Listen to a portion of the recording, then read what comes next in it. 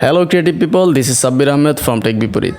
আজকে আমরা আবারও নতুন একটা টপিকস নিয়ে কথা বলবো, সেটা হচ্ছে মাল্টিক্যাম এডিটিং।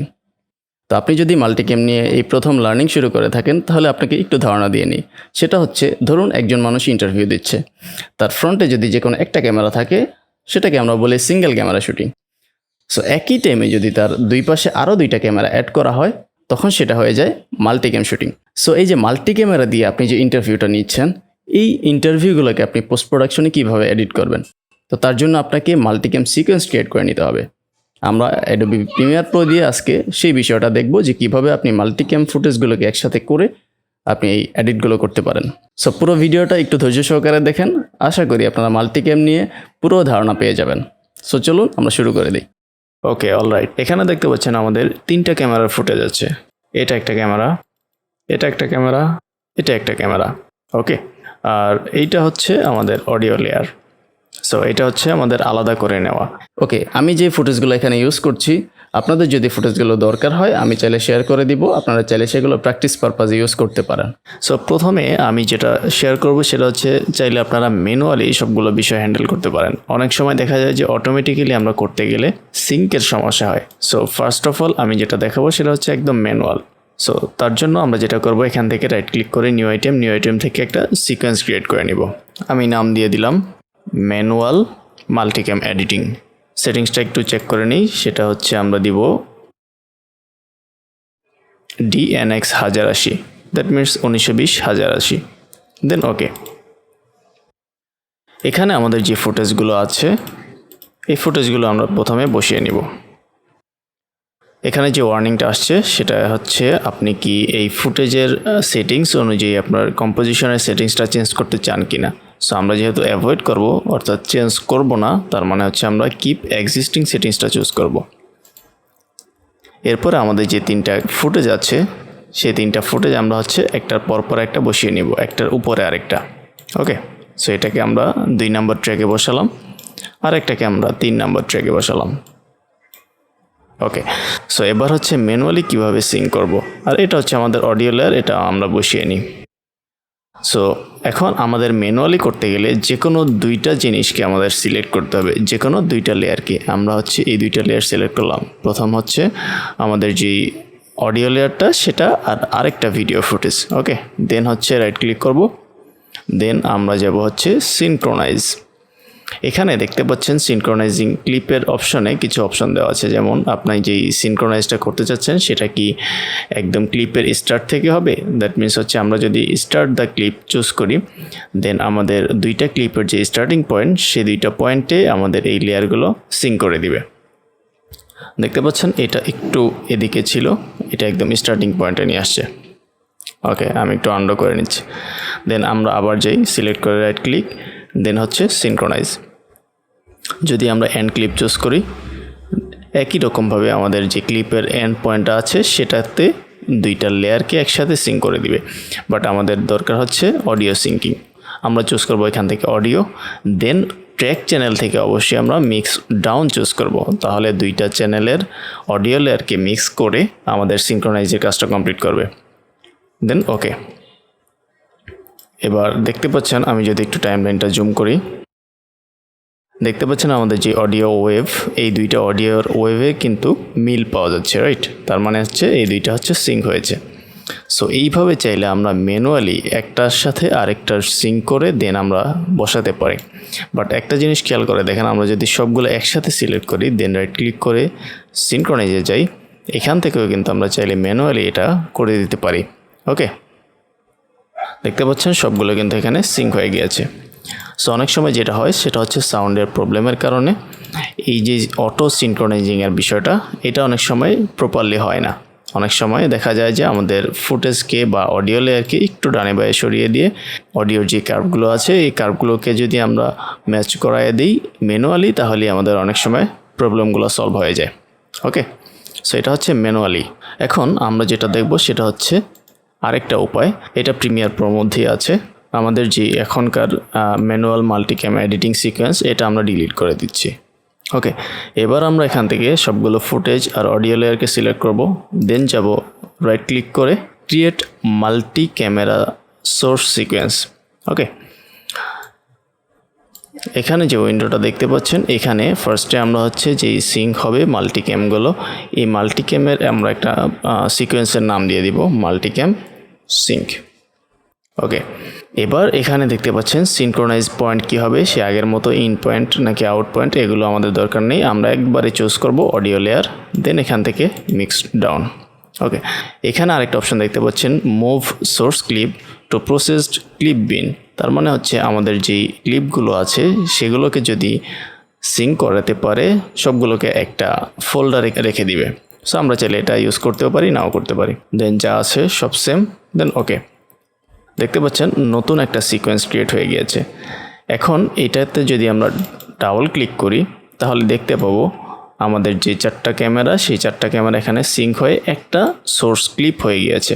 ওকে, দেন আমরা এটাতে রাইট ক্লিক করব, রাইট ক্লিক করে new sequence from clip choose করব। তার মানে হচ্ছে এই যে ফুটেজটা এটার উপরে বেস করে একটা কম্পোজিশন ক্রিয়েট হয়ে গেল। আমরা এটার নাম দিয়ে দিলাম মাল্টিক্যাম অটো ট্রিক্স। দেখতে পাচ্ছেন এখানে রিনেম হয়ে গেছে। ওকে, সো এখানে দেখতে পাচ্ছেন আমাদের একটা মাত্র ফুটেজ দেখাচ্ছে, রাইট? এখন আমরা কিভাবে মাল্টিক্যাম সুইচ করে এডিটগুলো করব সেই বিষয়টা দেখব।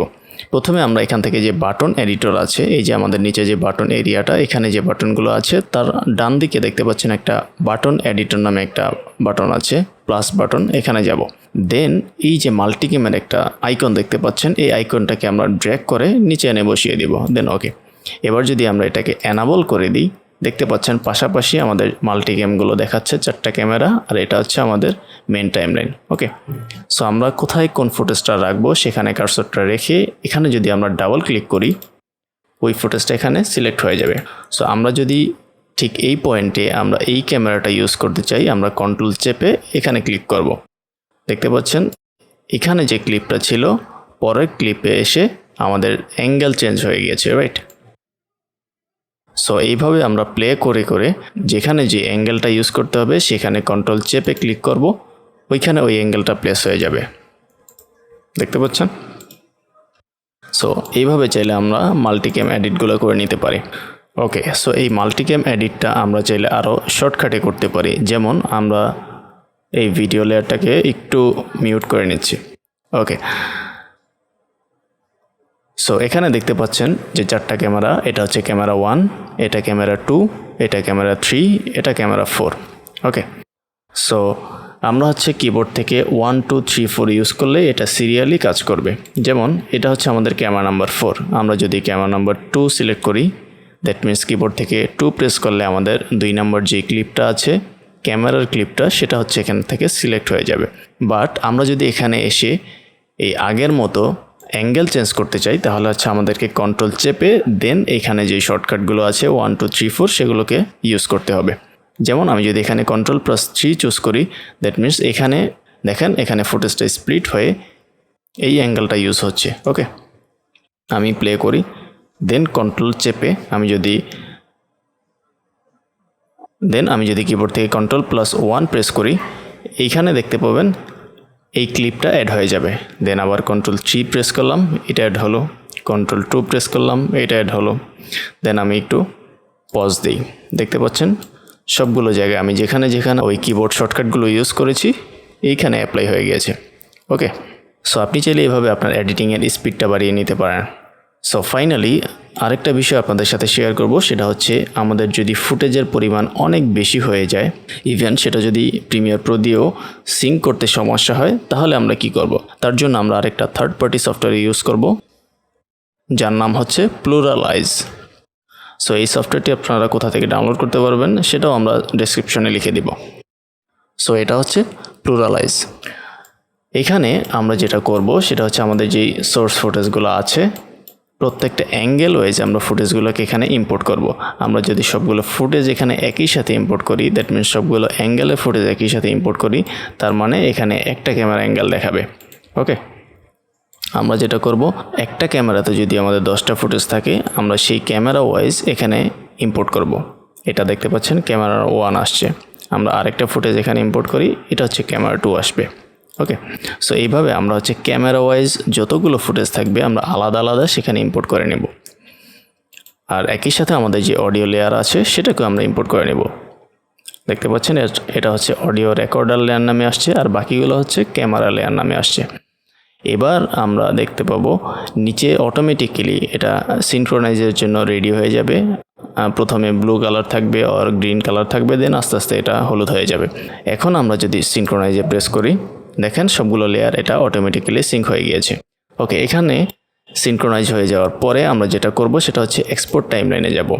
এখান থেকে দেখতে পাচ্ছেন .xml নামে একটা ফাইল ক্রিয়েট হয়। এটা যদি আমরা এক্সপোর্ট ফরম্যাটে Adobe Premiere Pro ছাড়া অন্য কিছু চুজ করি সেটা ভিন্ন বিষয়। আমরা হচ্ছে এখান থেকে Adobe Premiere Pro ইউজ করব। দেন একটা XML ফাইল ক্রিয়েট হবে। আমরা এটার একটা নাম দিয়ে দিলাম টেস্ট, দেন এক্সপোর্ট। দেখতে পাচ্ছেন টেস্ট নামের একটা XML ফাইল ক্রিয়েট হয়ে গিয়েছে। এবার এই XML ফাইলটা আমরা Adobe Premiere Pro তে নিয়ে আসবো ইম্পোর্ট করে। দেখেন এটা আনার পরপরই আমাদের যে মাল্টিক্যাম ক্লিপ ছিল সে মাল্টিপল ক্যামেরার এখানে একটা সিকোয়েন্স ক্রিয়েট হয়ে গিয়েছে। এবার আমরা এটাতে রাইট ক্লিক করব, then new sequence from clip.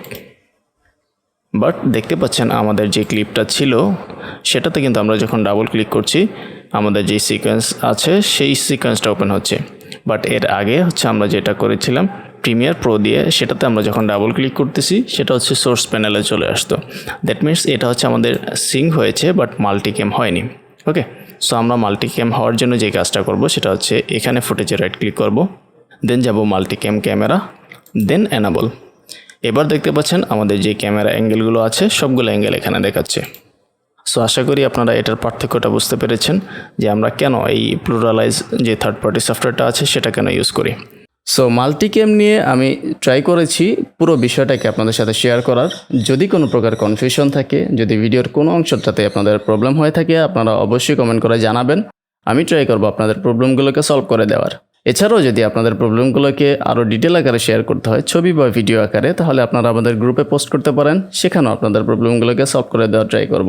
ভিডিওটি কেমন লাগলো সেটাও কিন্তু কমেন্টে লিখতে ভুলবেন না। আশা করব ভিডিওটি আপনাদের বন্ধুদের মাঝে শেয়ার করে দিবেন। নেক্সট ভিডিওতে আবারও দেখা হচ্ছে, সে পর্যন্ত আল্লাহ হাফেজ।